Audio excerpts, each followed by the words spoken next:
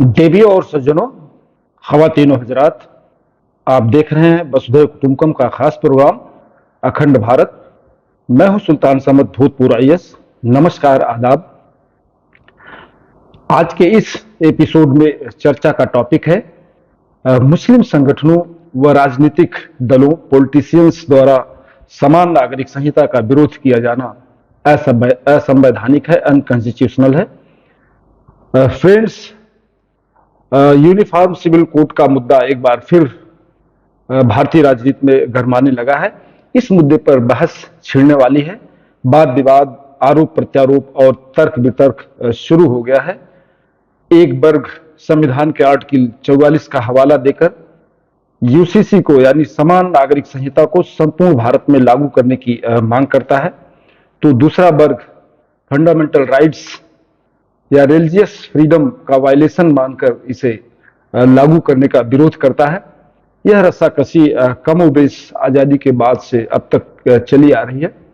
समय समय पर यह मुद्दा गरमाता रहता है। वाद विवाद और बहस, तर्क वितर्क चलता रहता है।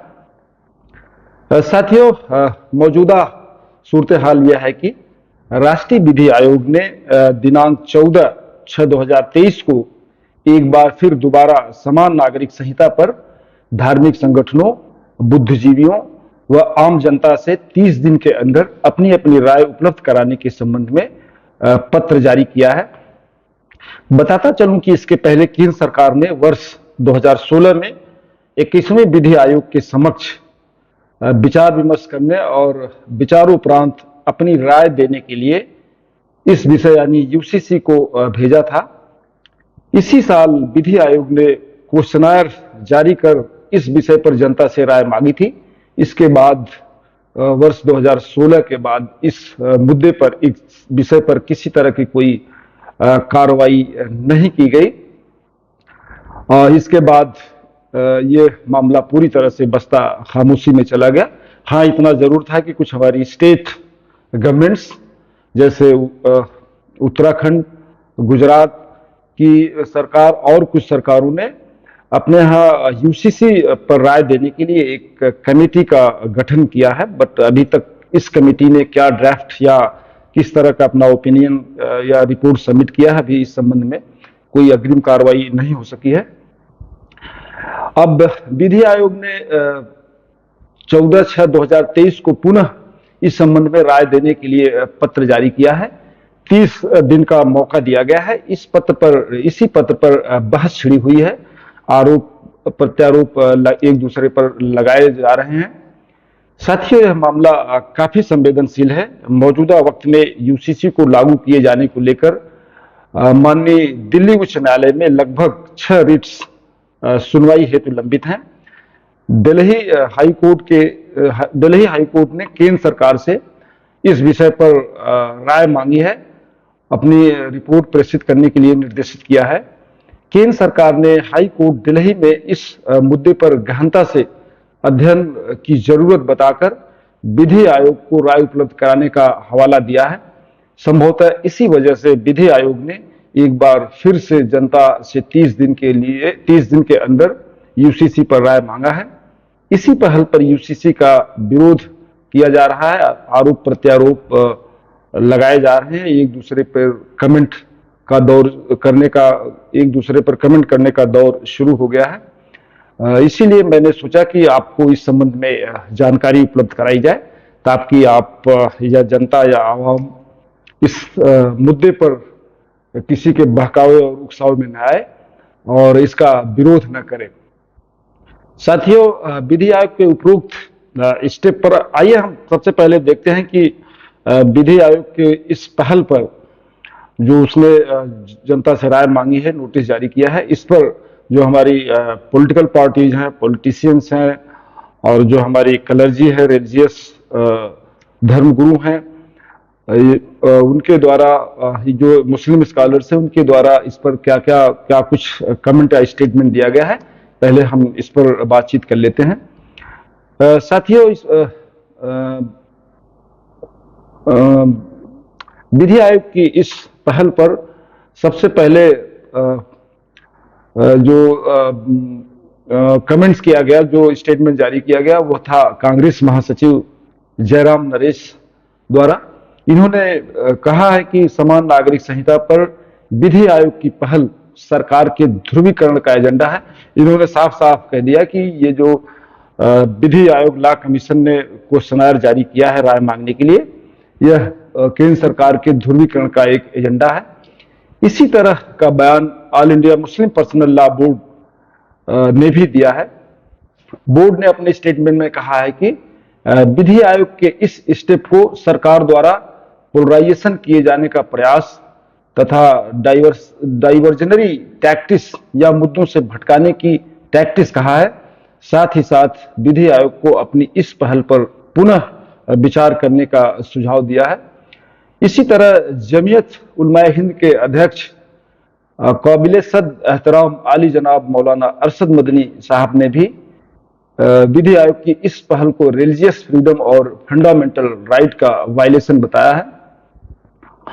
इस संबंध में मेरा मानना है कि इन महानुभावों को या तो फंडामेंटल राइट्स की जानकारी नहीं है, या फंडामेंटल राइट्स के रूप में जो रिलीजियस फ्रीडम नागरिकों को मिला हुआ है, या तो उसकी जानकारी नहीं है, या जानकारी है भी तो ये लोग जानबूझकर इस तरह की बयानबाजी कर 24-25 करोड़ मुसलमानों का रहनुमा बनने की कोशिश करते हैं।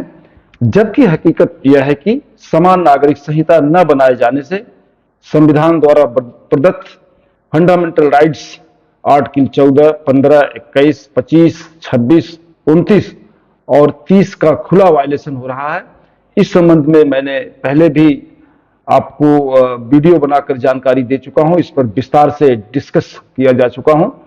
वीडियो का लिंक इसके अंत में दिया जा रहा है। आप यूनिफॉर्म सिविल कोड पर पूरी तरह से जानकारी हासिल करने के लिए हमारे दूसरे वीडियोज को देख सकते हैं, जिससे आपके सारे कंसेप्ट, सारी गलतफहमी यूसीसी के को लेकर खत्म हो जाएगी। फ्रेंड्स, आइए हम दोबारा संक्षेप में देखते हैं कि यूसीसी या यूनिफॉर्म सिविल कोड का न बनाया जाना कैसे फंडामेंटल राइट्स का वायलेशन करता है। इस संबंध पर हम मुख्तसर में बारी बारी डिस्कशन करते हैं। आर्टिकल 14 के मुताबिक कानून की नजर में सभी नागरिक, चाहे वो स्त्री हो व पुरुष, समान है और सभी को कानून का समान संरक्षण हासिल है। इसी तरह संविधान के आर्टिकल 15 के मुताबिक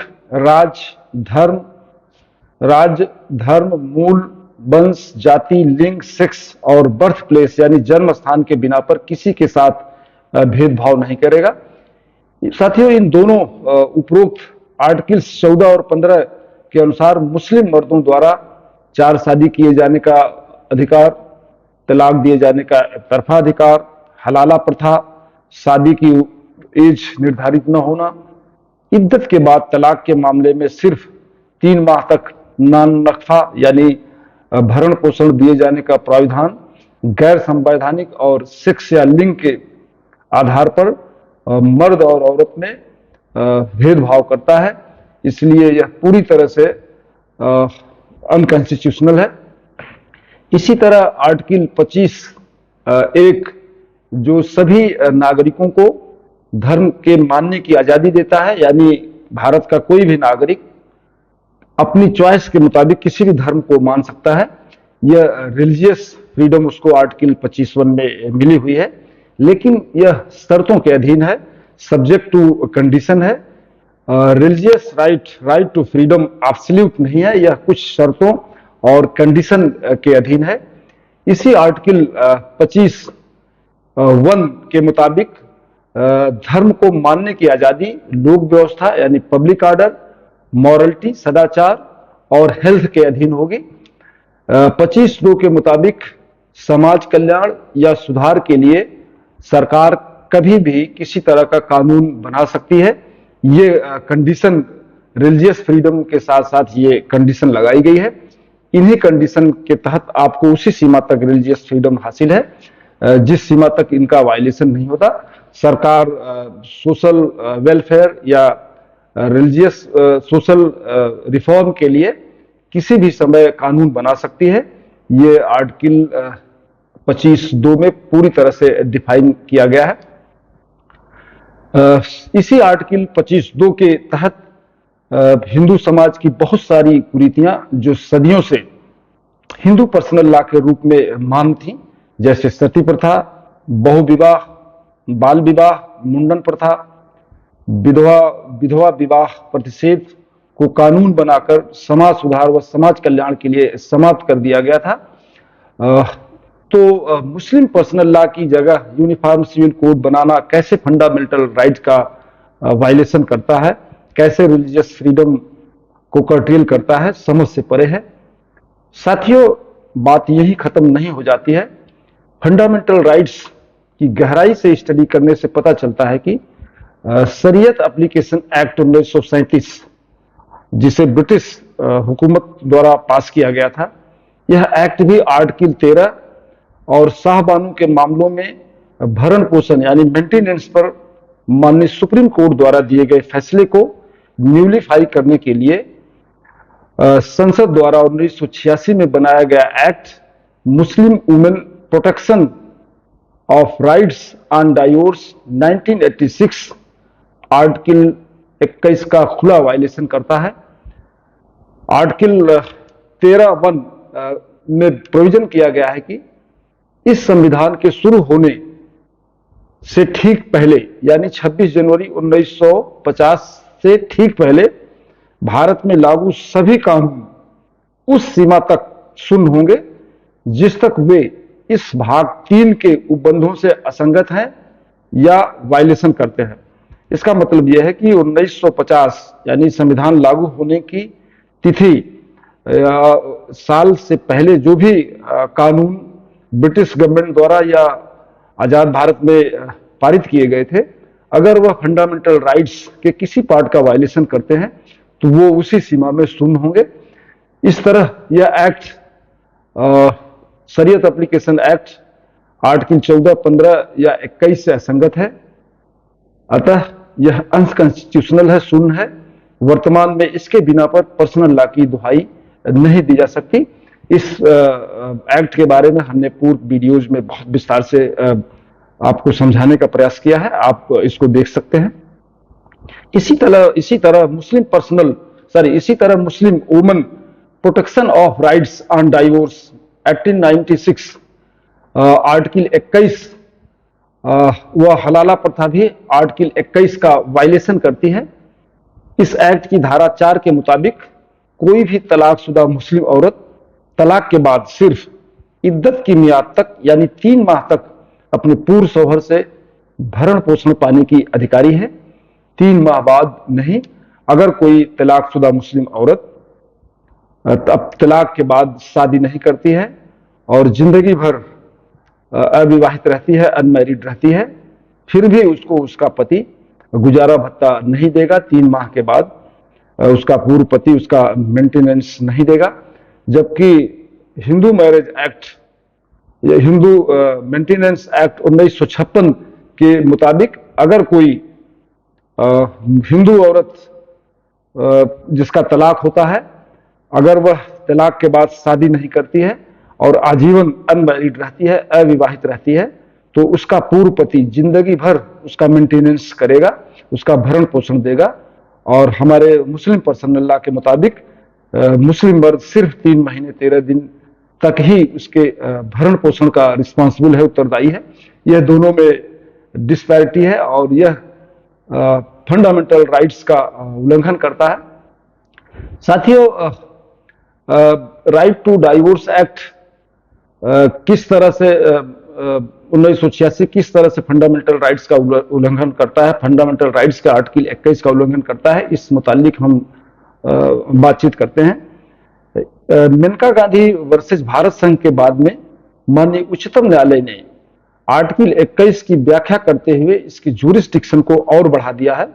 माननीय सुप्रीम कोर्ट ने कहा है कि किसी व्यक्ति को न सिर्फ व्यक्ति में स्त्री और पुरुष दोनों आएंगे, किसी व्यक्ति को न सिर्फ जिंदा रहने का अधिकार है बल्कि उसे गरिमापूर्ण ढंग से सम्मान के साथ जीने का अधिकार है। साथियों, अब आप खुद अंदाजा लगाइए, खुद फैसला करिए कि किसी भी औरत को किसी भी समय उसके किसी भी उम्र के पड़ाव पर, चाहे वह बूढ़ी हो, चाहे 60 साल की हो, चाहे 70 साल की हो, अगर उसका तलाक दे दिया जाता है और 3 महीने बाद खाना खर्चा बंद कर दिया जाए, तो वह किस तरह गरिमापूर्ण डिग्निफाइड मैनर से और रिस्पेक्टफुली सम्मान के साथ जी पाएगी, आप इसका अंदाजा खुद लगा सकते हैं।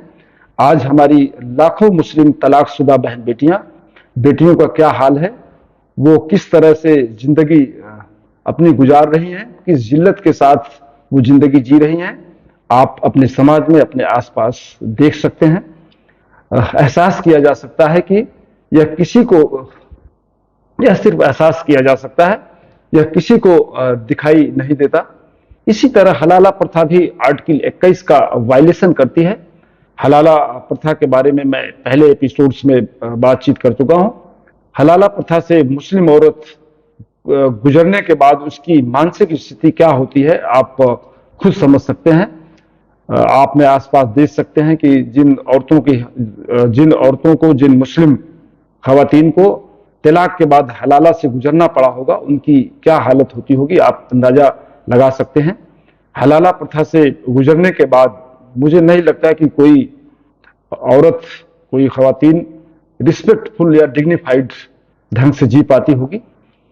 नाजरीन, इसी तरह मैं दावे के साथ कह सकता हूं, इस तरह मैं दावे के साथ कह सकता हूं कि यूनिफॉर्म सिविल कोड यानी समान नागरिक संहिता लागू किए जाने से किसी भी तरह के फंडामेंटल राइट्स या रिलीजियस फ्रीडम का वायलेशन नहीं होता और न किसी तरह इस्लाम में या मजहब में किसी तरह का कोई हस्तक्षेप होता है, बल्कि उल्टे यूसीसी न लागू किए जाने से, यानी एक समान कानून न लागू किए जाने से हमारी बहन बेटियों के फंडामेंटल राइट्स का वायलेशन हो रहा है।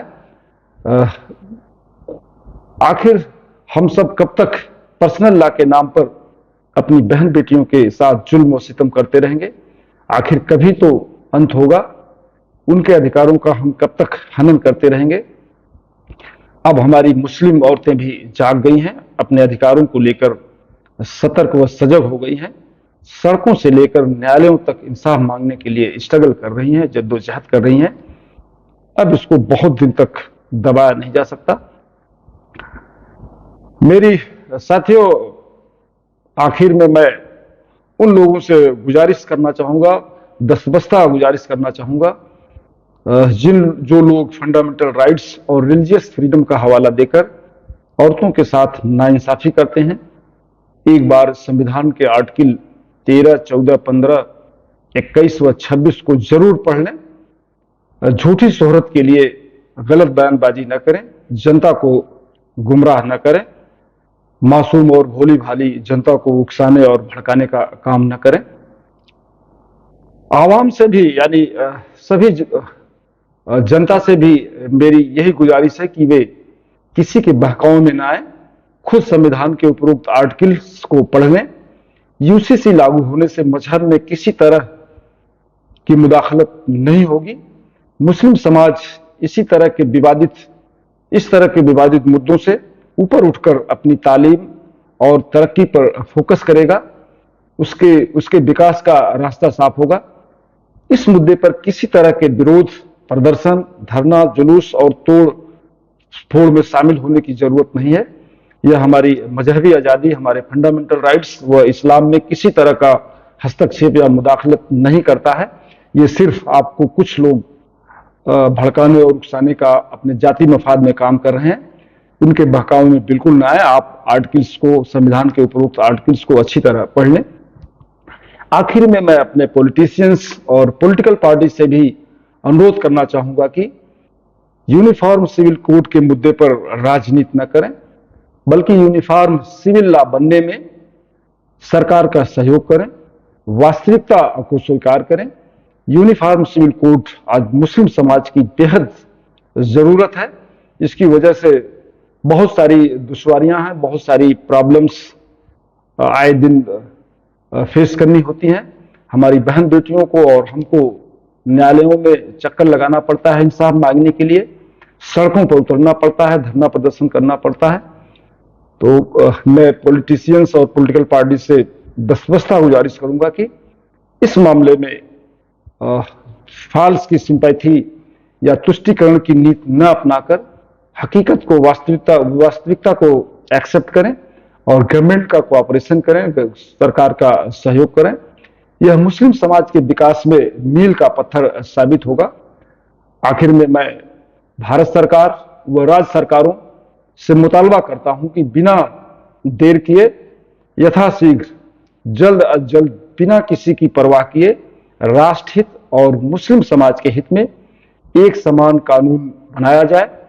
लगभग 99% मुस्लिम जनता इसका इंतजार कर रही है।